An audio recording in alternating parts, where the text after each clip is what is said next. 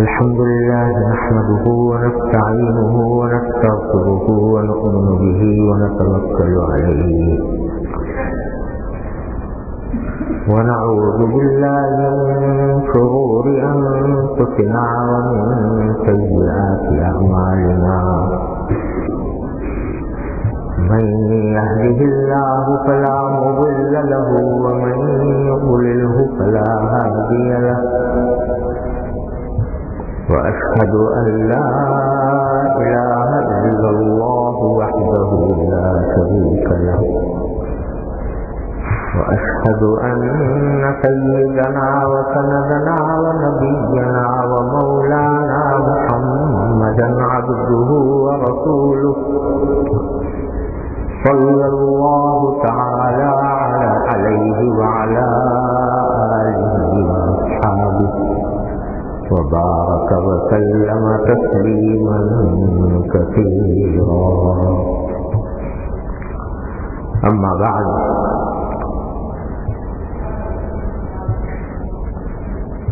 حضرت حکیم الامہ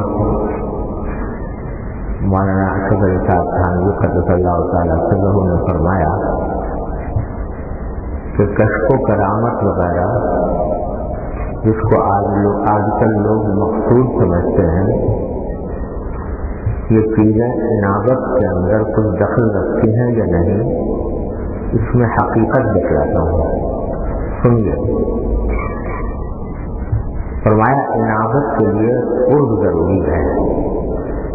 بس جس بات سے قرب ہو وہ انابت میں دخل رکھتی ہے،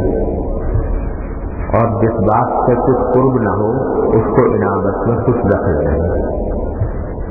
کیونکہ ان سے کچھ قرب نہیں ہوتا.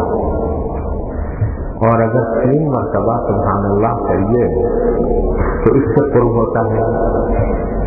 10,000 کشف و کرامت سے 3 مرتبہ سبحان اللہ کہنا زیادہ افضل ہے. تو حضرت جن اعمال کو آپ حقیق سمجھتے ہیں وہی اصل مقصود ہے.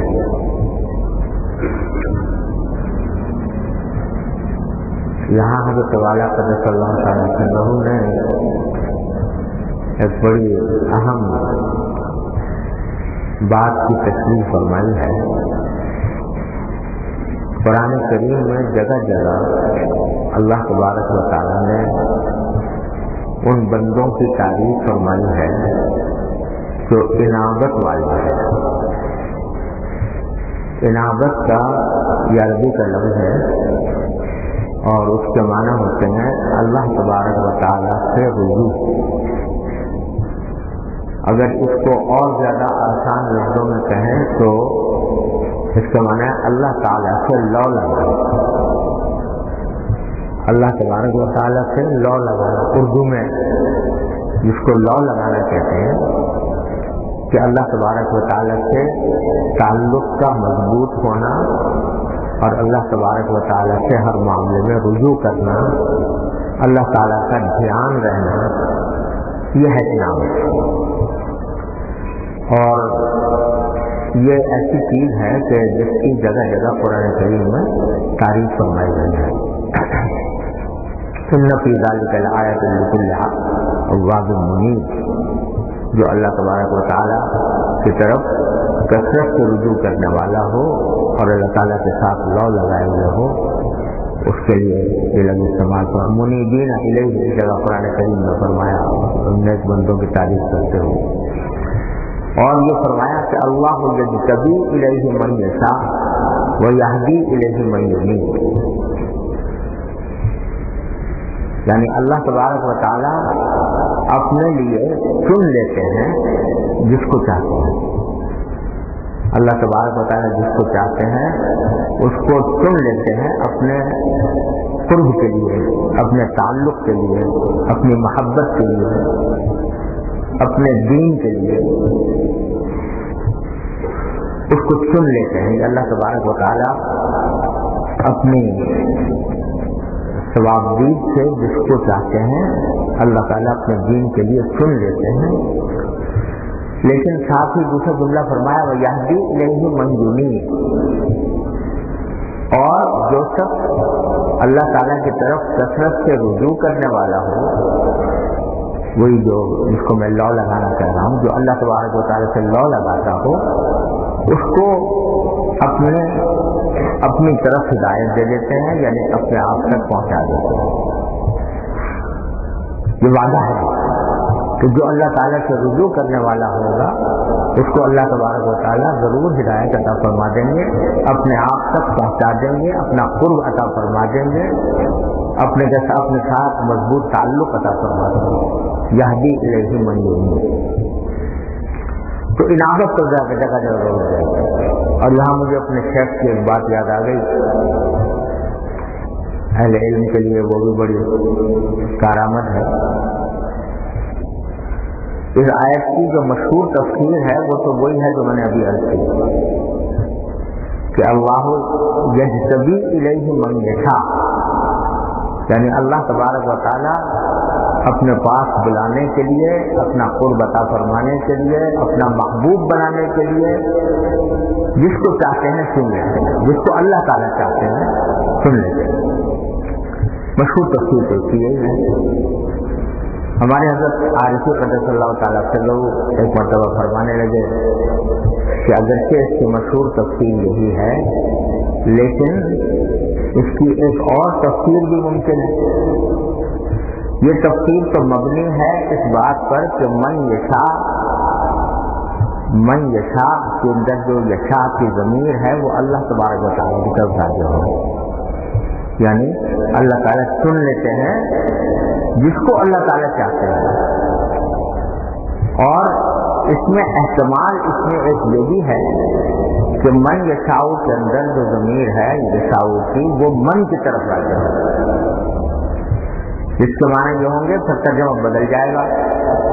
ترجمہ یہ ہوگا کہ اللہ تعالیٰ اپنے لیے چن لیتے ہیں اس شخص کو جو ایسا چاہے، یعنی جو واقعی دل سے چاہے کہ اللہ تبارک و تعالیٰ مجھے چن لے تو اللہ تعالیٰ اسے چن لیتے ہیں۔ تو من یشاء میں دوسرا احتمال یہ بھی ہے، اور لفظوں کے اعتبار سے، ترکیب کے اعتبار سے اور معنی کے لحاظ سے اس کا بھی احتمال موجود ہے آیت کے اندر۔ تو ہمارے حضرت فرمایا کرتے تھے بھائی ہم تو اس احتمال کی بنیاد پر یہ کہتے ہیں کہ بھائی چاہو اللہ تعالیٰ سے، مانگو اللہ تعالیٰ سے کہ یا اللہ مجھے چن لیجیے، اپنی رحمت سے چن لیجیے مجھے۔ تو اس احتمال کی بنا پر کچھ بعید نہیں ہے کہ اللہ تبارک و تعالیٰ تمہارے چاہنے کی وجہ سے، تمہارے مانگنے کی وجہ سے سن لیں۔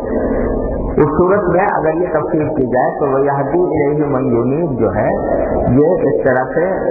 تفسیری جملہ ہوگا، یعنی چاہنے والے کا کیا مطلب ہے کہ چاہے گا کیسے کہ اللہ تعالیٰ سے رجوع کرے گا، اللہ تعالیٰ سے مانگے گا، اللہ تعالیٰ کی طرف سے تعلق قائم کرے گا، تو جتنا وہ قائم کرے گا تو اللہ تعالیٰ اس کو اپنے پاس کھینچ لیں گے اور سن لیں گے اس کو۔ بہرحال جو بھی ہو، لیکن یہ تو واضح ہے کہ یہدی الیہ من ینیب، انابت اللہ تبارک و تعالیٰ کی طرف رجوع کرنا، یہ ہے جو درحقیقت سارے مجاہدوں، ساری ریاضتوں، سارے جد و جہد کا جو اصل منتہا مقصود ہے وہ انابت الی اللہ، اللہ تبارک و تعالیٰ سے رجوع کرنا، اللہ تعالیٰ کے ساتھ لو لگانا۔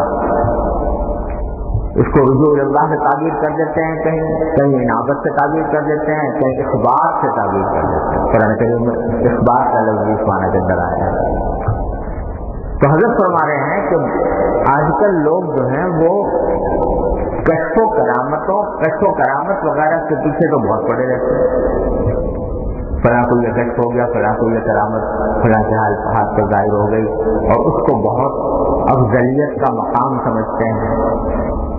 لیکن حضرت فرماتے ہیں کہ یہ کشف و کرامات جو ہیں ان کو انابت میں کوئی دخل نہیں، یہ بعض اوقات اللہ تبارک و تعالیٰ کے نیک بندوں کو بھی ہو جاتی ہے، اور کشف تو ایسی چیز ہے کہ جو بعض اوقات فاسقوں کو بھی ہو جاتا ہے، کافروں کو بھی ہو جاتا ہے، لیکن مجنونوں کو بھی ہو جاتا ہے، پاگلوں کو بھی ہو جاتا ہے، جس کا خود مجھے ذاتی طور پر تجربہ ہے۔ کہ ایک میری عزیزہ کی خاتون وہ ذہنی طور پر بیمار تھی، دماغی مریض تھی اور اپنے ہوش حواس میں نہیں تھی، لیکن ان کو کٹ ہو جایا کرتا تھا۔ میں کبھی ان کی عیادت کے لیے گھر سے نکلتا تو وہ اپنے گھر والوں کو بتا دیتی تھی کہ فلاں گھر سے نکلا ہے، یہاں آنے والا ہے، یہ کٹ ان کو ہو جایا کرتا تھا۔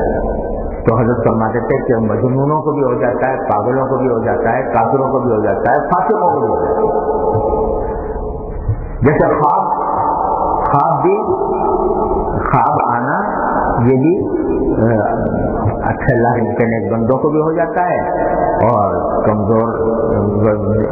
ایمان والوں کو بھی ہو جاتا ہے، بعض اوقات فاسقوں کو بھی ہو جاتا ہے، اسی طرح یہ کیسے بھی ہو جاتا ہے بعض اوقات۔ تو یہ کوئی نہ مدار فضیلت ہے اور نہ اس کا اللہ تبارک و تعالیٰ کے ساتھ تعلق میں کوئی دخل ہے، اور اس کی حضرت وجہ ہی بیان فرماتے ہیں کہ انابت میں دخل اس چیز کا ہے کہ جس سے اللہ تعالیٰ کا قرب بڑھے، اللہ تعالیٰ کی طرف سے تقرب حاصل ہو، قرب حاصل ہو۔ جو عمل بھی اللہ تعالیٰ کے قریب کرنے والا ہوگا وہ انابت میں داخل ہوگا، لیکن جس کو اللہ تعالیٰ کے ساتھ قرب پیدا کرنے میں کوئی بھی دخل نہیں ہے وہ انابت کا کے اندر اس کا کوئی دخل نہیں، نہ وہ معیار فضیلت۔ اس لیے حضرت فرماتے ہیں کہ اگر 3 مرتبہ سبحان اللہ کہہ دو اخلاص کے ساتھ، ذکر کی نیت سے 3 مرتبہ کہہ دو تو اس سے قرب ہوتا ہے، اللہ تعالیٰ کا کیا تقرب پیدا ہوتا ہے۔ تو 1000 کشف و کرامت سے 3 مرتبہ سبحان اللہ کہہ دینا افضل ہے۔ اس لیے زیادہ فکر اس کی کرنی چاہیے کہ آدمی اللہ تبارک و تعالیٰ سے لو لگائے، رجوع اللہ، اور اس کو اس طرح سمجھنے کی ضرورت ہے کہ اللہ تعالیٰ سے لو لگانا یا اللہ تعالیٰ کی طرف رجوع کرنا، یہ بعض حالات تو ایسے ہوتے ہیں کہ انسان خواہی نہ خواہی، چاروں نہ چار اللہ تعالیٰ کی طرف رجوع کرتا ہی ہے، یہاں تک کہ مشرکین بھی کرتے تھے۔ قرآن کریم میں آتا ہے کہ اذا رکبوا فی الفلک دعوا اللہ مخلصین لہ الدین، کہ یہ مشرک لوگ جب کشتیوں میں سوار ہوتے ہیں اور موجیں تلاطم کرتی ہوئی پہاڑوں کی طرح ان کے سامنے آتی ہیں اور ان کو محسوس ہوتا ہے کہ اب کشتی ڈوبی، اب کشتی ڈوبی، تو اس وقت ان کو اور کچھ یاد نہیں آتا، نہ کوئی بت یاد آتا ہے، نہ لات و عزا یاد آتا ہے، نہ تو منات نازل آتے ہیں۔ اس وقت یہ بالکل اخلاص کے ساتھ اللہ ہی کو پکارتے ہیں، اللہ تعالیٰ کو پکارتے ہیں کہ یا اللہ پھنس گئے اس مصیبت میں، کسی طرح نکال دیجیے۔ تو مشرک بھی اس کو کرنے پر مجبور ہو جاتا ہے رجوع اللہ۔ اسی طرح جو صاحب ایمان ہے، جس کے اندر بھی جس شخص کا بھی اللہ جل جلالہ کی ذات پر ایمان ہے، تو جب وہ کسی مصیبت کا شکار ہوتا ہے، کسی تکلیف میں مبتلا ہوتا ہے اور چاروں طرف سے اسباب کے دروازے بند ہو جاتے ہیں، پھر دیکھو کیا ہوتا ہے، تو اللہ تبارک و تعالیٰ ہی کو پکارتا ہے یا اللہ سارے دروازے بند ہو گئے، اب کوئی راستہ باقی نہیں رہا، انقطع الرجاء الا منک، اے اللہ اب ساری امیدیں ختم ہو گئی، اب تو اپنی رحمت سے مجھے اس مصیبت سے نکال دیجیے۔ وہ سب رجوع کرتا ہے کہ نہیں کرتا؟ ہر صاحب ایمان کرتا ہے، ہر جس کے اندر ذرہ برابر بھی ایمان ہو اللہ تعالیٰ کی ذات پر، وہ بھی کرتا ہے۔ بلکہ ہمارے ہاں یہ بات محسوس تھی، میں نے اپنے والد ماجد صلی اللہ تعالیٰ سے سنی کہ جو ہندو لوگ ہوتے تھے نا، ساری زندگی بت پرستی میں گزار دی، اب کسی شخص کا انتقال ہونے والا ہے اور نظر کی کیفیت تاری ہے، جان کہنے کی کیفیت ہے، جان نکل نہیں رہی، دشواری ہو رہی ہے، سب تکلیف میں مبتلا ہے وہ سب، تو اس وقت میں جو پاس بیٹھے ہوئے ہندو ہوتے تھے وہ اس سے کہتے تھے کہ انکہنی کہہ دے، انکہنی کہہ دے، انکہنی اردو میں کہتے ہیں یعنی ایسی بات جو کہنے کے لائق نہیں ہے، جو بات جو کہنے کے لائق نہیں ہے اس کو انکہنی کہتے ہیں، یعنی ایسی بات ہے جو عام حالات میں کہنے کی نہیں ہے لیکن تو کہہ دے انکہنی، اور مراد ان کے اعوذ باللہ انکہنی سے ہوتی کہ لا الہ الا اللہ، یعنی لا الہ الا اللہ کہہ دے کہ شاید تیری یہ جان بچ جائے اور تیری جان بچ جائے یا آسانی سے تیری روح قبض ہو جائے۔ تو یہ ہمارے یہاں مشہور تھی یہ بات دیوبند میں کہ ہندو لوگ بھی اپنے مرنے والے آدمی کو یہ کہتے ہیں کہ انکہنی کہتے ہیں، جو وہ بات کہنے کے نہیں ہے ان کے نزدیک کہنے کے لائق نہیں ہے وہ اب کہتے کہ تیری جان آسانی سے نکل جائے۔ تو وہ بھی اس موقع پر اللہ تبارک و تعالیٰ کو کے سوا کوئی اور راستہ نظر نہیں آتا۔ تو جو صاحب ایمان ہے جو اللہ تعالیٰ کے اوپر ایمان رکھتا ہے اس کی کوئی کیفیت ہوتی ہے، بیماری آ گئی 1000 علاج کر لیے کوئی دوا کارگر نہیں ہو رہی، حکیموں کو دکھایا، ڈاکٹروں کو دکھایا، ہومیوپیتھک علاج کیا، جو کچھ علاج بچنے سے سب کر لیے لیکن تکلیف نہیں جا رہی، کیا کرتا ہے ایسا آدمی؟ اس وقت میں اللہ تبارک و تعالیٰ کی طرف پھر رجوع کرتا ہے، اس کے سوا کوئی اور راستہ نظر نہیں آتا۔ کہیں جنگل میں پھنس گیا، صحرا میں راستہ نہیں مل رہا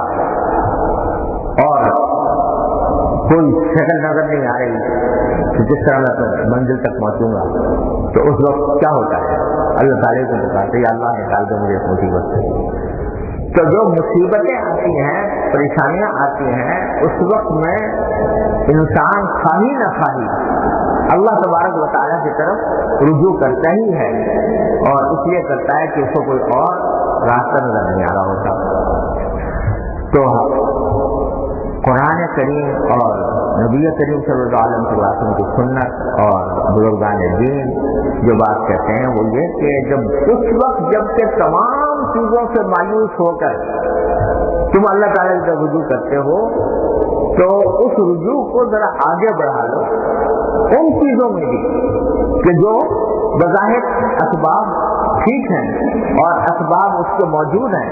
ان کو حاصل کرنے کے لیے بھی اللہ تعالیٰ کی طرف رجوع کرو، اللہ تعالیٰ کی طرف سے مانگو، اللہ تبارک و تعالیٰ سے فریاد کرو، اس کی بھی فریاد کرو۔ تو جتنا جتنا یہ کرتے جاؤ گے اتنا ہی رجوع الی اللہ بڑھتا جائے گا، انابت حاصل ہوتی جائے گی اور اللہ تعالیٰ کے ساتھ تعلق مضبوط ہونے جائے گا۔ میں نے حضرت والا حضرت حکیم الامت صلی اللہ تعالیٰ عنہ کے مواعظ میں دیکھا کہ حضرت توکل کے اوپر بیان فرما رہے تھے، اللہ تعالیٰ پر بھروسہ، کہ انسان کو اسباب پر بھروسہ کرنے کے بجائے اللہ تبارک و تعالیٰ پر بھروسہ کرنا چاہیے۔ اسباب ضرور اختیار کرے لیکن بھروسہ اسباب پر نہ ہو بلکہ مسبب پر ہو، جو وہ اسباب پیدا کرنے والا ہے، جو سبب میں تاثیر پیدا کرنے والا ہے۔ جیسے دوا ہے، بیماری ہے تو دوا ضرور کھاؤ لیکن ساتھ میں بھروسہ دوا پر نہ ہو، ڈاکٹر پر نہ ہو، بلکہ بھروسہ اللہ تبارک و تعالیٰ پر ہو، اسی سے مانگے کہ یا اللہ اس میں تاثیر پیدا فرما دیجیے۔ یہ ہے توکل۔ تو ہمارے حضرت والا نے فرمایا، ایک واقعہ کے اندر فرمایا اور بڑی عجیب بات فرمائی،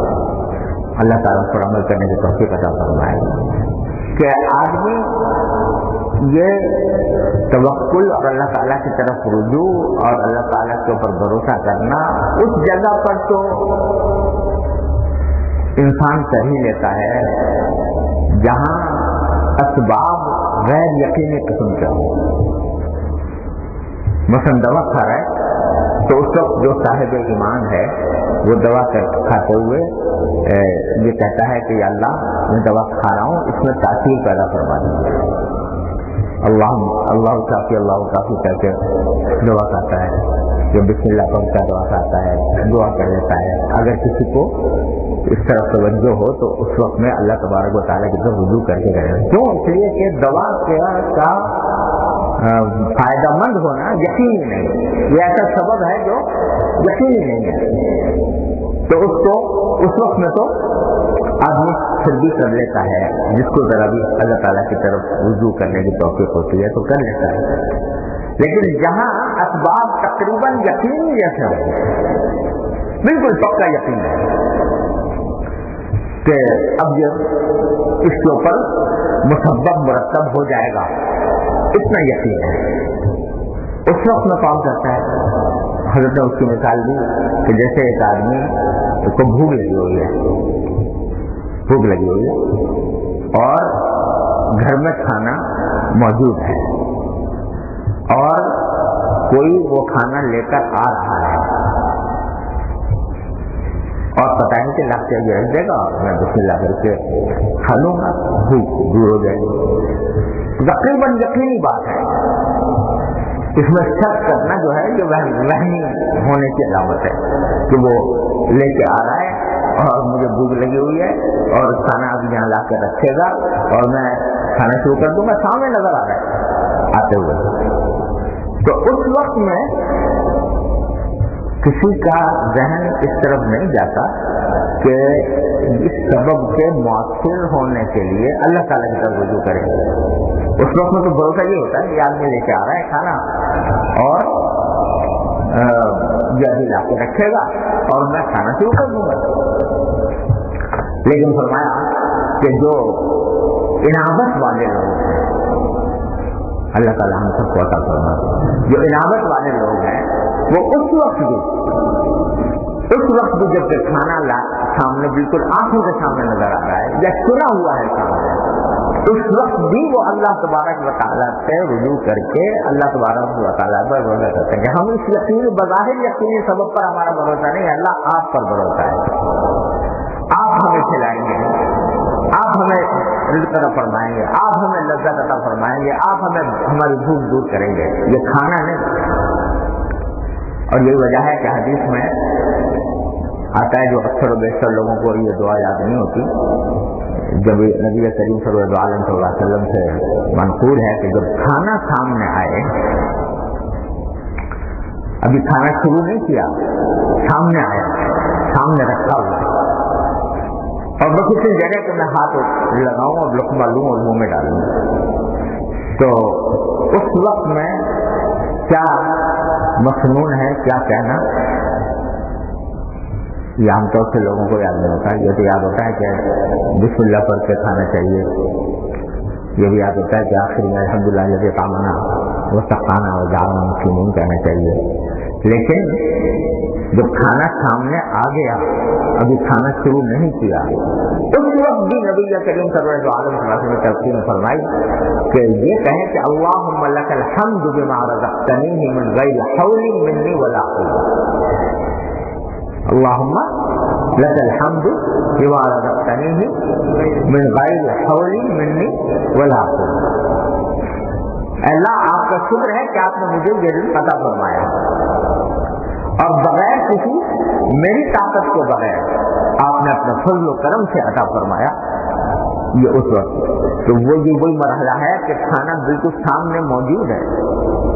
اور بس ہاتھ اٹھا کر بڑھا کر کھانے کی دیر ہے، اٹھانے کی دیر ہے، اتنا یقین ہے، لیکن اس وقت بھی رجوع اللہ ہے، اللہم لک الحمد بما رزقتنی من غیر حول منی ولا قوة۔ اور بعض حضرات سے منقول ہے کہ اس صورت میں یہ دعا بھی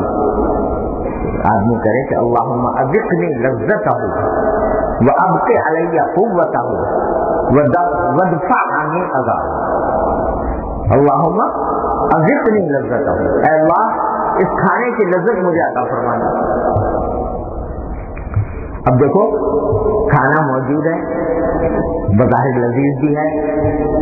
طبیعت میں خواہش بھی ہے کھانے کی، لیکن دعا اللہ تعالیٰ سے مانگی جا رہی ہے کہ اللہ اس یقینی سبب کے موجود ہونے کے باوجود میں آپ سے مانگتا ہوں کہ آپ اس کی لذت مجھے عطا فرما دیجیے، اور وابق علی قوتہ، اور اس کی قوت میرے اوپر باقی رکھی میرے جسم میں، وادفع عنی عذابہ، اور اس کی تو تکلیفیں ہیں وہ مجھ سے دور فرما دیجیے۔ کیا عظیم جامع دعا ہے کہ لذت مجھے عطا فرما دیجیے، قوت میرے جسم میں باقی رکھیے، جو تکلیف دہ اور گندگی کی چیزیں اس کے ذریعے پیدا ہونے والی ہیں یا بیماریاں پیدا ہونے والی ہیں وہ مجھ سے دور فرما دیجیے۔ تو یہ جو ہے کہ مجھے لذت اس کی عطا فرما دیجیے، بظاہر تو ظاہری اسباب یقینی طور پر موجود ہیں، لیکن اللہ تعالیٰ سے پھر بھی مانگ رہا ہے بندہ کہ مجھے اس کی لذت کا فرمائیے۔ تو حضرت فرماتے ہیں کہ یہ انابت کا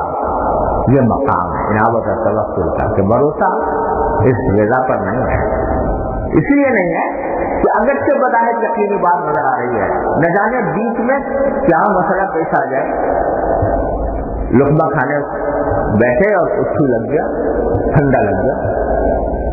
ساری لذت دری رہ گئی اور جان کے لالے پڑ گئے۔ تو یہ اللہ تبارک و تعالیٰ پر اس حالت میں بھی بھروسہ ہو، اس حالت میں بھی اللہ تعالیٰ کے اوپر توکل ہو، اس حالت میں بھی انسان اللہ تعالیٰ سے مانگے، رجوع کرے۔ تو یہ ہے رجوع الی اللہ، کہ ہر چیز میں، ہر وقت میں، ہر لمحے اٹھتے بیٹھتے اللہ تبارک و تعالیٰ کا دھیان رہے، اللہ تعالیٰ سے آدمی لو لگائے رکھے۔ اور طریقہ اس کا وہی ہے جو میں پتہ نہیں بار بار عرض کرتا رہتا ہوں، اللہ تعالیٰ ہم سب کو اس کی توفیق عطا فرمائے۔ اور یہ سب اپنے ہمارے عزت والا کا فیض ہے کہ انہوں نے اتنی مرتبہ اس بات کو دہرایا، اتنی تکرار کے ساتھ دہرایا کہ وہ کم از کم نظری طور پر تو بیٹھی گئی، اللہ تعالیٰ اس پر عمل کرنے کی توفیق بھی عطا فرمائے کہ چھوٹی سی چھوٹی حاجت بھی اللہ تبارک و تعالیٰ کے سامنے پیش کرنے کی عادت ہے۔ جس کام کے لیے جا رہے ہو اس جانے سے پہلے راستے میں اس کو اللہ تعالیٰ سے مانگتے جاؤ۔ سبق پڑھنے جا رہے ہو تو راستے میں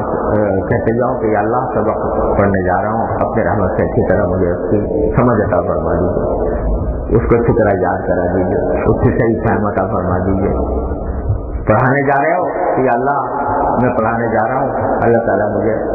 یا اللہ اس کو اچھی طرح صحیح طریقے سے خیر صدر کے ساتھ پڑھانے کی توفیق عطا فرما دیجیے، میری بات میں نفع پیدا فرما دیجیے، فائدہ عطا فرما دیجیے۔ باہر نکلے ہو، سواری کی تلاش ہے، اللہ تعالیٰ سے مانگو کہ یا اللہ کوئی اچھی سواری عطا فرما دیجیے، سواری میں بیٹھ گئے، یا اللہ آفت کے ساتھ پہنچا دیجیے، بیچ میں ٹریفک جام ہو گیا، اللہ یہ چھوڑ دیجیے۔ ہر لمحے اللہ تبارک و تعالیٰ سے کچھ نہ کچھ مانگتے رہنے کی عادت ڈالو، تو یہ کیا ہوگا کہ دل جو ہے وہ اللہ جل جلالہ کی طرف متوجہ ہوگا، اور یہ انابت اسی طرح کہ ہر حال میں اللہ تبارک و تعالیٰ کا دھیان ہے، ہر حال میں اللہ تعالیٰ کی سے التجا ہے، حالت میں اللہ تعالیٰ سے دعا ہے۔ یہی حالت، یہی مطلب ہے انابت کا کہ آدمی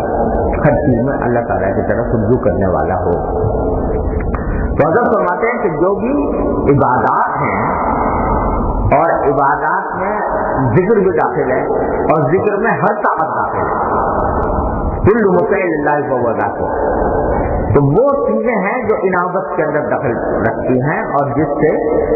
اللہ تعالیٰ کا قرب پیدا ہوتا ہے۔ باقی یہ کشف و کرامات وغیرہ یہ تو زائد چیزیں ہیں، ان کا انابت میں کوئی دخل نہیں۔ اور پھر اس انابت کا عادی بننے اور اپنی زندگی کا ایک حال بنانے کے لیے ضرورت ہوتی ہے کہ اہل انابت کی صحبت، کہ جن کو اللہ تبارک و تعالیٰ نے یہ توفیق عطا فرمائی ہے کہ اللہ تبارک و تعالیٰ کی طرف کثرت سے رجوع کرنے والے ہیں، تو ان کی جتنی صحبت اور قرب ان کا حاصل ہوگا، اسی کے نتیجے میں اللہ تبارک و تعالیٰ وہ کیفیت صحبت حاصل کرنے والے کے اندر بھی منتقل فرمائیں گے۔ یہ اللہ تعالیٰ کی سنت ہے، اسی لیے فرمایا کہ یا الذین آمنوا اتقوا اللہ وکونوا مع الصادقین، صادقین کے ساتھی بن جاؤ، حضرت ان کا ترجمہ یہ فرماتے ہیں، ان کی صحبت اختیار کرو۔ تو اس کے بارے میں حضرت والا کا اگلا جو ملفوظ ہے وہ اس سے متعلق ہے۔ فرماتے ہیں کہ بعض لوگ اتباع کو اہل انابت ہی کا کرتے ہیں، مگر اس کے ساتھ یہ خودرائی کرتے ہیں کہ ان منیبین میں سے کسی ایک کو اتباع کے لیے متعین نہیں کرتے، جس مسئلے میں ان میں سے جس کا چاہا اتباع کر لیا، یہ خود رائی بھی بہت مضر ہے. مناسب یہ ہے کہ زندہ لوگوں میں سے ایک شخص کو اپنی مطبوعیت کے لیے پسند کر لیجیے. اور میں یہ بہت فائدے کی بات بتلاتا ہوں. تجربے سے معلوم ہے کہ سلامتی اسی کے اندر ہے. گو اہل انابت متعدد ہوں مگر مطبوع ان میں سے ایک کو بنا لیا جائے اور اسی کے سبیل کا اتباع کیا جائے. قرآن کریم ہے کہ واتبع سبیل من اناب الی، کہ اس شخص کے راستے کی پیروی کرو، اس کے پیچھے چلو جو مجھ سے انابت رکھتا ہو، یعنی مجھ سے تعلق رکھتا ہو، میرے ساتھ اس نے لو لگائی ہوئی ہو، اس کی اتباع کرو. یہی حکم دیا گیا کہ اگر تم چاہتے ہو کہ تمہارے اندر بھی انابت پیدا ہو تو جو انابت والے ہیں ان کے راستے کی اتباع کرو. راستے کی اتباع کیسے ہوگی؟ کہ ان کی صحبت اختیار کرو، ان کے طریقے کو اختیار کرنے کی کوشش کرو. تو اس میں جو حضرت والا نے یہاں پر یہ بات فرمائی ہے اس کا خلاصہ یہ ہے کہ یوں تو جس شخص کو بھی اللہ تبارک و تعالیٰ نے یہ دولت عطا فرما دی انابت کی، وہ ایک نعمت ہے، اور ان میں سے جس کے پیچھے بھی آدمی چلے تو انشاءاللہ وہ منزل حاصل ہو جائے گی. لیکن اہل انابت کے طریقے مختلف ہوتے ہیں، تربیت طریقے مختلف ہوتے ہیں، اپنے اپنے تجربات کے لحاظ سے تربیت ہم مختلف انابت مختلف طریقے سے کرتے ہیں. تو اگر محض اتنی بات مقصود ہے کہ بھئی ان کی مجلس سے برکت حاصل کی جائے یا ان کے پاس بیٹھنے سے، ان کی باتیں سننے سے اللہ تعالیٰ کی طرف رجوع کا جذبہ دل میں پیدا ہو، تو اس میں تو کوئی حرج نہیں ہے کہ فلاں کا بات بھی سن لیا، فلاں کا بات بھی سن لیا، فلاں کی مجلس میں بھی چلے گئے، فلاں کی مجلس میں بھی چلے گئے. لیکن جب تربیت کرانی مقصود ہے اپنے، تو پھر اس صورت میں حضرت فرماتے ہیں کہ کسی ایک کو سن لینا ضروری ہے. پھر یہ نہیں کہ کبھی یہاں گئے تو کبھی وہاں گئے، کبھی اس سے پوچھ لیا کبھی اس سے پوچھ لیا، بلکہ اپنے حالات کو بیان کر کے اپنے لیے ہدایت کا راستہ طلب کرنا، جو کام کسی ایک ہی سے ہونا چاہیے، کیونکہ تربیت کے طریقے مختلف ہوتے ہیں. ایک مسئلے کے اندر ایک آدمی سے مشورہ لیا، اس نے کوئی مشورہ دیا اپنے طریقے کے مطابق، دوسرے معاملے میں کسی دوسرے سے مشورہ لے لیا اور اس نے اپنے طریقے کے مطابق بیان کیا، تو اس سے ایک یکرنگی پیدا نہیں ہوگا، بلکہ یہ ایسا ہی ہوگا جیسے کہ کوئی آدمی جو ہے ایک بیمار ہے، وہ کبھی اس ڈاکٹر سے دوا لے لیتا ہے، کبھی اس سے لے لیتا ہے، وہ اپنے طریقے پر دوا دے رہا ہے، یہ اپنے طریقے پر دوا دے رہا ہے، تو نتیجہ یہ کہ مجموعہ بن کر کوئی فائدہ حاصل نہیں ہوتا. بلکہ جب کوئی علاج کرنا چاہو تو ایک کو متعین کر لو، اس سے علاج کراؤ، اس جو کچھ کیفیات پیدا ہو رہی ہیں اس کو بتاؤ، اس کے مطابق وہ دوا تجویز کرے تو وہ فائدہ مند ہو. تو اسی طرح اگر اپنی روحانی تربیت کرانی مقصود ہے، اصلاح کرانی مقصود ہے، تو اس کے لیے کسی ایک کو اختیار کرنا اور پھر ہر معاملے میں اپنے معاملے میں اس سے مشورہ کرو اور جو وہ کہے اس کے مطابق عمل کرو. اس کو صوفیاء کرام کی اصطلاح میں اس کو کہتے ہیں توحید مطلب. توحید مطلب یعنی ایک شخص کو اپنا بنا کر بس اپنے معاملے میں اس سے ہی مشورہ کرے، اسی سے صلاح لے اور وہ جس طرح کہے اس کے مطابق عمل کرے، پھر کسی دوسرے کے پاس اپنا حال بیان نہ کرے، پھر اسی سے کہے. یہ ہے توحید مطلب. ہاں، عمومی طور کی، عمومی انداز کی برکت حاصل کرنے کے لیے، عمومی انداز کے واز سننے کے لیے آدمی کسی اور کے پاس بھی چلا گیا، کوئی بات نہیں. جو بھی بزرگ ہے اس سے کچھ نہ کچھ الحمدللہ فائدہ حاصل ہوگا. لیکن اپنے معاملات میں تربیت حاصل کرنے کے لیے اور اپنے معاملات کی اطلاع کر کے اس کے مشورہ لینے کے لیے صرف ایک کو متعین کریں، اس کو توحید مطلب کہتے ہیں. اور یہاں تک بزرگوں نے فرمایا، میں نے اپنے والد ماجد صلی اللہ تعالیٰ سے اپنے دوسرے بزرگوں سے سنا کہ اس درجے میں ہو جائے جس سے تعلق قائم کیا ہے، اصلاح کا تعلق قائم کیا ہے، تربیت کا تعلق قائم کیا ہے، اسے اس درجے میں آ جائے کہ اگر اس شیخ کے کہنے کے خلاف یا اس شیخ کے کہنے کے بجائے جناب بغدادی رحمۃ اللہ علیہ بھی آ کر کوئی دوسرا طریقہ تجویز کریں گے تو میں اس پر عمل نہیں کروں گا، بلکہ اپنے شیخ کے بتائے ہوئے طریقے سے عمل کروں گا۔ ظاہر ہے کہ اس میں معاذ اللہ حضرت جناب بغدادی رحمۃ اللہ علیہ کی کوئی کثر شان مقصود ہرگز بھی نہیں، ان کا مرتبہ ظاہر ہے کہ کوئی آج ان کے مرتبے کو پہنچ بھی نہیں سکتا، لیکن میری اصلاح کے لیے، میرے فائدے کے لیے اس وقت میں نے اس کو منتخب کیا ہے، لہٰذا اسی کے قول پر، اسی کے بتائے ہوئے طریقے پر میں عمل کروں گا، پھر کسی اور طرف نہیں۔ تو حضرت فرماتے ہیں کہ جو بعض مرتبہ لوگ اس طرح کرتے ہیں کہ ایک چیز میں فلاں کی بات پر عمل کر دیا، دوسری چیز میں فلاں کی بات پر عمل کر دیا، اس سے فائدہ نہیں ہوتا۔ فائدہ ہوتا ہے جبکہ توحید مطلب کا آدمی پورا اہتمام کرے، لہٰذا ایک کو کر دیا۔ اب ایک کون ہو تو یہ حضرت فرماتے ہیں کہ بس اب ان میں سے ایک کو ترجیح دینے کا طریقہ معلوم ہونا چاہیے، تو وہ یہ ہے کہ جس کی انابت زیادہ ہو، یعنی دیکھ لیجیے کہ اس کا علم کیسا ہے، تقویٰ کی کیا حالت ہے، پھر دیکھیے کہ نسبت مع اللہ کیسی ہے،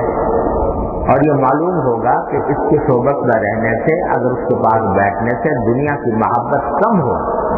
تو سمجھو کہ اس کی نسبت کام ہے اور وہ مطبوع بنانے کے قابل ہے، اور اگر اپنی استعداد ضعیف ہونے کی وجہ سے اس کی صحبت کا اپنے اندر یہ اثر محسوس نہ ہو کہ دنیا کی محبت کھو دو، تو پھر اتنی بات سے بدگمان نہ ہو جائے، کیونکہ استعداد ضعیف ہونے کی وجہ سے اثر بھی بہت ضعیف ہوتا ہے جس کا ابھی احساس نہیں ہوتا، سال کے تجربے کے بعد معلوم ہوتا ہے کہ کیا اثر ہوا۔ تو جب اپنے اندر اثر محسوس نہ ہو تو اس کے پاس رہنے والوں کو دیکھے کہ ان لوگوں کی حالت کیسی ہے، اگر ان میں سے اکثر کی حالت اچھی دیکھو تو سمجھ لو کہ یہ شخص کامل ہے، کیونکہ تجربہ یہ ہوا ہے کہ جو اہل باطل ہوتا ہے اس کے مخصوصین اور مقربین نہایت بدتر حالت میں ہوتا ہے۔ ایک شخص کو میں نے دیکھا کہ لوگ ان کو بزرگ سمجھتے تھے اور ان سے پانی پڑوا کر لے جاتے تھے۔ ان کے مخصوص لوگوں کی حالت یہ تھی کہ موٹے موٹے دانوں کی تسبیح لوگوں کو دکھانے کے لیے پاس رکھتے تھے اور نماز روزہ کچھ نہیں کرتے تھے۔ اہل باطن کے پاس رہنے والوں میں اکثر کی حالت اچھی ہو تو سمجھ لو کہ ضرور وہ شخص کامل ہے، اس کو مطبوع بنا لو اور ہر چیز نہ چھوڑو، اور اگر اس کے مخصوصین میں اکثر کی حالت خراب دیکھو تو سمجھو کہ اسی کی حالت خراب ہے، خود اسی کے پاس کے رہنے والوں میں کہاں سے آئے۔ بقول رامپور کے ایک شخص کے کہ وہ اہل باطن میں سے ایک شخص کے ہاتھ میں جا پھنسا اور بات کی پش کی وجہ سے اس کو چھوڑتا نہیں تھا۔ کسی نے اس سے کہا کہ میاں تم کو پیر سے کچھ حاصل بھی ہوا؟ اس نے کہا کہ جب سقاوے ہی میں نہ ہو تو بدنے میں کہاں سے آئے گا، جب حوضی میں کچھ نہ ہو تو لوٹے میں کہاں سے آئے گا۔ تو وہ خود جانتا تھا کہ اس پیر میں کچھ رکھا نہیں ہے، لہٰذا وہ کہتا ہے کہ کہاں سے آئے گا، لیکن بات کی پش کے لیے لگا ہوا تھا۔ ایسے شخص کو چھوڑ دو، ہاں اتنی بات ہے کہ اس کو برا مت کہو، برا کہنے سے کیا فائدہ، اگر کسی طبیب کا علاج پسند نہ آئے تو اس کا علاج نہ کرو، مگر اس کو برا بھلا کہنے کی کیا ضرورت ہے۔ بس منیبین کے تعبد کی حالت میں جس میں انابت اقوی معلوم ہو اس کو اختیار کر لو اور اس کے ہوتے ہوئے صرف اسی کا اتباع کرو، اسی میں راحت ہے۔ حاصل کیا نکلا کہ انابت حاصل کرنے کا آسان طریقہ یہ ہے کہ اہل انابت کی صحبت میں آدمی رہے اور کسی اہل انابت میں سے کسی کو اپنا مصلح بنائے۔ اب کس کو بنائے تو اس کی پہچان حضرت یہ بتا رہے ہیں کہ یہ بات تو طے شدہ ہے کہ وہ آدمی یعنی اہل سنت میں سے ہو، سنت عقائد کے اعتبار سے بھی اور اعمال کے اعتبار سے بھی متبع سنت ہو، بدعت کرنے والا نہ ہو، غلط عقیدہ رکھنے والا نہ ہو، صحیح العقیدہ ہو، اہل سنت والجماعت کے عقیدے پر ہو اور اتباع سنت کرتا ہو۔ اس کے ساتھ ساتھ حضرت یہ فرماتے ہیں کہ اس سے فائدہ ہونے کی کتنا فائدہ ہوگا، اس کی پہچان یہ ہے کہ اس کے پاس جو لوگ اس سے بیٹھتے ہیں، یعنی بغرض اصلاح جو اس سے بیٹھتے ہیں، بنیت تربیت جو اس کے ساتھ اس سے بیٹھتے ہیں، ان کی حالات کیا اس کے پاس بیٹھنے سے، اس کی باتیں سننے سے، اس کی صحبت میں رہنے سے دنیا کی محبت کم اور آخرت کی فکر زیادہ ہوتی ہے یا نہیں؟ یہ ہے بنیاد امتحان۔ اگر اس کی مجلس میں بیٹھنے سے، اس کے پاس بیٹھنے سے، اس کی باتیں سننے سے، اس کی صحبت میں رہنے سے دنیا کی محبت کم ہو اور آخرت کی فکر، آخرت کی محبت زیادہ ہو، اللہ کے رسول صلی اللہ علیہ وسلم کی محبت میں اضافہ ہو، تو اس کا مطلب یہ ہے کہ وہ ایسا اہل ہے اس بات کا کہ تم اس کی صحبت سے، اس کی اصلاح سے، اس کے ہدایات سے فائدہ اٹھائے۔ اور اگر وہاں جا کر دنیا کی محبت تو کم کیا ہوتی، بڑھتی ہے، اعوذ باللہ، اس کے پاس جو اٹھنے بیٹھنے والے ہیں ان کے حالات میں دنیا کی محبت، دنیا کی باتیں زیادہ ہیں اور آخرت کی فکر معاذ اللہ معدوم ہو رہی ہے یا مفقود ہے یا بہت کم ہے، تو پھر اس کا مطلب یہ کہ وہ اہل انابت میں سے نہیں ہے، کیونکہ اہل انابت کی علامت ہی یہ ہے کہ ان کے ساتھ اٹھنے بیٹھنے سے اللہ تبارک و تعالیٰ کی محبت میں اضافہ ہوتا ہے، نبی کریم صلی اللہ علیہ وسلم کی محبت میں اضافہ ہوتا ہے، اتباع سنت کے درجے میں اضافہ ہوتا ہے، گناہوں کے ترک کرنے کی طرف طبیعت راغب ہوتی ہے اور دنیا سے زیادہ آخرت کی فکر انسان کے دل میں آتی ہے۔ یہ علامتیں ہیں۔ تو اگر اس کے پاس اٹھنے بیٹھنے والوں میں اکثر کثرت ایسے لوگوں کی ہے تو سمجھو کہ ہاں وہ اہل انابت میں سے ہے، اس سے فائدہ اٹھانا ہوگا۔ بیچ میں حضرت نے یہ بات یہ فرما دی کہ بعض اوقات ایسا ہوتا ہے کہ جو شخص رجوع کرنے والا ہے خود اس کی اپنی استعداد کمزور ہوتی، اس کے اندر صلاحیت کم ہے، اس کی وجہ سے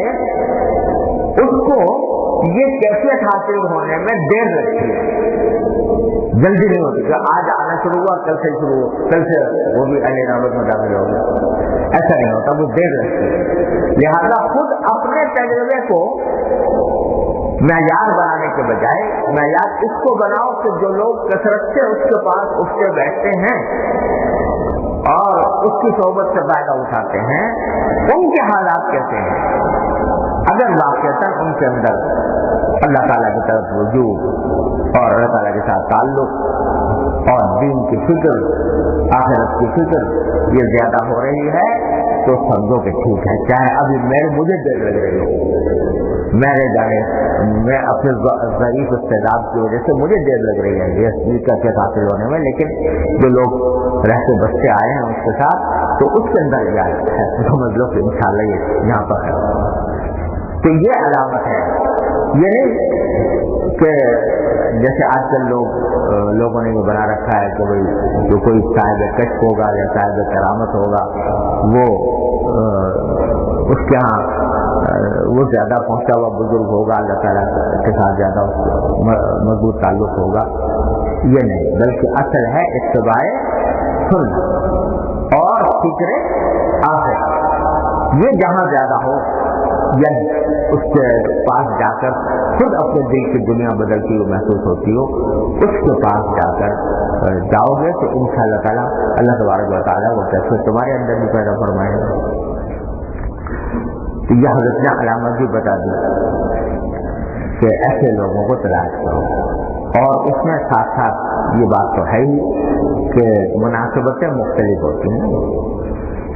کسی آدمی کو کسی سے مناسبت ہے، کسی کو کسی سے مناسبت ہے، تو جس سے مناسبت زیادہ ہو، اور مناسبت کی علامت بھی حضرت نے بیان فرمائی ہے، وہ یہ ہے کہ اس کی باتوں میں اکثر باتیں دل میں اترتی ہوئی محسوس ہوتی ہیں، اور اس کی باتوں پر اعتراضات کثرت سے پیدا نہ ہوتے ہیں، بلکہ اس کی جو بات ہے وہ معلوم ہوتا ہو کہ ہاں یہ ایسا ہے جیسے بالکل دل میں اتر گئے، تو یہ مناسبت کی علامت ہے۔ تو جس سے مناسبت اس طرح کی زیادہ ہو تو اس سے اللہ تعالیٰ فائدہ پہنچاتے ہیں۔ حاصل خلاصہ یہ نکلا کہ انابت اللہ یہ ہے مقصود، اور اس منابت اللہ کو مقصود حاصل کرنے کے لیے ضرورت ہے کسی انابت والے کی صحبت کی۔ اگر وہ میسر ہے تو سب سے اعلیٰ درجے کی بات ہے، اور اگر کسی کو وہ میسر نہیں ہے یا اس کے حالات ایسے نہیں ہیں کہ اس کی صحبت کو وہ اختیار کر سکے، یا اس کے مناسبت کسی سے نہیں ہو پا رہی، تو پھر دوسرے نمبر پر جو چیز آتی ہے جس کا حضرت نے اسی جگہ ذکر فرمایا ہے، وہ ہے اہل انابت کے ملفوظات، اہل انابت کے حالات وہ بڑھ جاتے ہیں، تو اس سے بھی فی جملہ وہ مقصد حاصل ہوتا ہے۔ اب ہمارے یہاں ایک افسوسناک بات یہ ہے کہ ہم لوگوں نے ایک تو یہ سلسلہ ہی ختم کر دیا، اہل انابت سے رجوع کر کے ان سے اپنی اصلاح کرانے کی فکر ختم ہو گئی، اپنے حالت پر قانع ہو کر بیٹھ جاتے ہیں اور اس بات کی فکر نہیں کرتے۔ ہمارے حضرات اکابر علماء دیوبند جتنے بھی تھے، حضرت مولانا قاسم نانوتوی رحمۃ اللہ علیہ سے لے کر حضرت مدنی رحمۃ اللہ علیہ تک، اور حضرت مفتی محمد شفیع صاحب رحمۃ اللہ علیہ، حضرت ظفر احمد، جتنے بزرگ ہیں جنہوں نے کچھ کام کیا ہے، ان میں سے کوئی ایسا نہیں ہے جس نے کسی کے آگے اپنے آپ کو پامال نہ کیا۔ تو حال کا بمدار صاحب حال چھو، پیش مرد کامل پامال چھو، اس کے پر عمل جسے نہ کیا، کوئی مجھے استثناء نظر نہیں آتا۔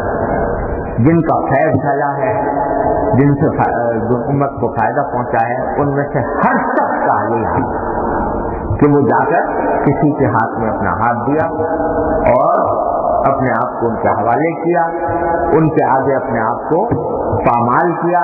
تو اللہ تبارک و تعالیٰ نے ان کا خیر پھیلا، ان کی خوشبو پھوٹ پڑی، اور بلکہ جو فکر ختم ہو گئی ہے۔ جب فارغ التحصیل ہوئے مدرسے سے، دور حدیث کر لیا، تو اب عالم ہو گئے نا،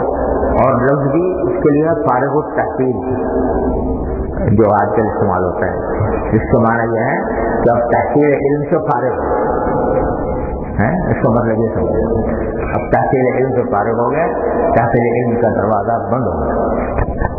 تو یہ لفظ بڑا مغالطہ انگیز ہے، جو اس کا ظاہر ہے وہ مراد نہیں، تو لیکن لوگ اس کو مراد سمجھ بیٹھتے ہیں اور فارغ ہو کر سمجھتے ہیں کہ بس ہو گئے فارغ ہو۔ اب تو ہم مسلح ہیں، اب ہم دوسروں کو سکھانے والے ہیں، دوسروں کی تربیت کرنے والے ہیں، یہ سمجھ کے بیٹھ جاتے۔ نتیجہ یہ کہ کچھ بھی نہیں ہوتا، اول تو یہ فکر ختم ہو گئی، اور دوسرے جو میں عرض کر رہا ہوں، دوسرے نمبر پر جو حضرت نے جو بات فرمائی ہے کہ بزرگوں کے حالات اور ملفوظات یہ قائم مقام ہو جاتے ہیں کسی درجے میں ان کی صحبت، اور اس کا حقیقت یہ ہے کہ بہت ہی بہترین نتائج اس کے ملتے ہیں، لیکن اس طرح سے بغفلت سے ہم آپس میں بیٹھے ہیں، تو آپ ذرا ہر شخص اپنے حالات کا جائزہ لے کر دیکھیں کہ حضرت جن بزرگوں کے ہم نام لیتے ہیں، حضرت نانوتوی رحمۃ اللہ علیہ، حضرت گنگوہی رحمۃ اللہ علیہ، حضرت شیخ الدین رحمۃ اللہ علیہ، حضرت ثانی رحمۃ اللہ علیہ، حضرت مدنی رحمۃ اللہ علیہ ان بزرگوں کے جن کے ہم نام لیتے ہیں ان میں سے کن کے حالات واقعتاً پڑے ہیں، ملفوظات پڑے ہیں، ان کے حالات زندگی سے واقف ہیں، گریبان میں منہ ڈال کے ہر شخص دیکھ لیں تو پتہ چلے گا کہ کچھ بھی نہیں پڑے، بس ایک نام سنے ہوئے ہیں،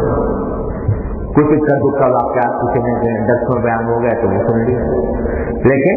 ان کے حالات زندگی سے، ان کے مزاج سے، ان کے مذاق سے، ان کے ملفوظات سے، ان کی ہدایات سے تقریباً بیگار ہے۔ تو یہ نتیجہ یہ کہ نہ وہ جو اصل چیز تھی نہ وہ حاصل ہے، اور نہ جو اس کے قائم مقام ہے وہ حاصل ہے۔ حضرت اللہ تعالیٰ ہمارے حضرت شیخ الحدیث مولانا زکریا صاحب سہارنپور رحمۃ اللہ علیہ کے درجات بلند فرمائے، اللہ تعالیٰ نے بڑا عظیم فیض پھیلایا ان کا، وہ ایک بہت بڑا عظیم کارنامہ انہوں نے یہ کیا، اپنی آپ بیتی لکھی ہے، اور وہ کئی 5 جلدیں نہیں 5 جلد ہیں اس کے، ہاں 7 ہاں، تو ماشاء اللہ اس کے اندر انہوں نے اپنے سارے اکابر کا تذکرہ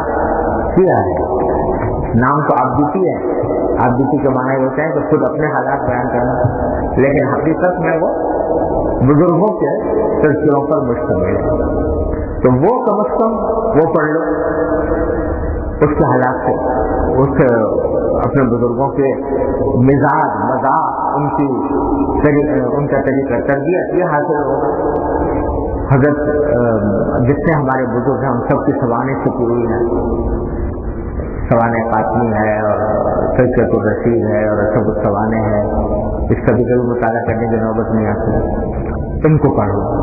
تو اس کو پڑھنے سے اہل انابت کے جو حالات ہیں وہ سامنے آئیں گے، ان کا مزاج و مذاق پتہ لگے گا، ان کے تذکروں میں نور ہے، وہ نور انشاءاللہ تعالیٰ منتقل ہوگا۔ تو جس کو ابھی پہلے درجے کے اندر کوئی آدمی دریافت نہیں ہوا یا اس کے حالات اس کے مطابق نہیں ہیں، تو کم از کم اتنا بھی ہوتا ہے۔ اور یہ جو میں حضرت والا کی طرف کا بیان کیا کرتا ہوں کہ چلتے پھرتے اٹھتے بیٹھتے ہر چیز اللہ تبارک و تعالیٰ سے مانگنے کی عادت ڈالو، تو رفتہ رفتہ اللہ تبارک و تعالیٰ انشاءاللہ انابت عطا فرما دیں گے، اور اللہ تعالیٰ سے انابت جو نہیں سے مانگو، اللہ تعالیٰ سے مانگو۔ خالد صاحب کی بات میں نے پتہ نہیں کتنی مرتبہ اپنے والد ماجد رحمۃ اللہ سے سنی، حضرت والا ایک مرتبہ فرما رہے تھے مجلس میں کہ اللہ تعالیٰ کے ہاں دینے میں کوئی دیر نہیں، اللہ تعالیٰ کے ہاں دینے میں کوئی کمی نہیں، کوئی مانگنے والا ہونا چاہیے، جھولی پھیلانے والا ہونا چاہیے، جھولی پھیلانے والا ہونا چاہیے، اللہ تعالیٰ کے ہاں دینے میں کوئی کمی نہیں۔ کوئی جو نہ شنا سے ادا ہو تو کیا علاج، ہمارے حضرت کا شعر ہے،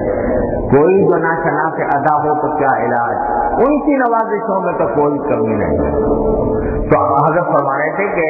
اللہ تعالیٰ کے یہاں دینے میں کوئی کمی نہیں، جھولی پھیلانے والا چاہیے۔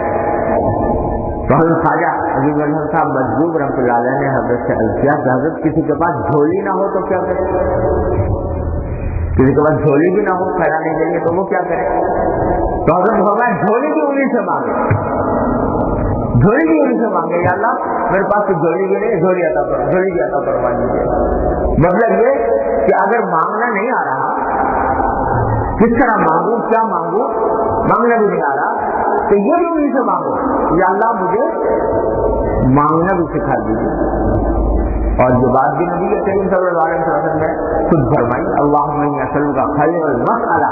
وخیر الدعاء وخیر الاجابہ، یا اللہ میں آپ سے اچھے سوال کرنے کی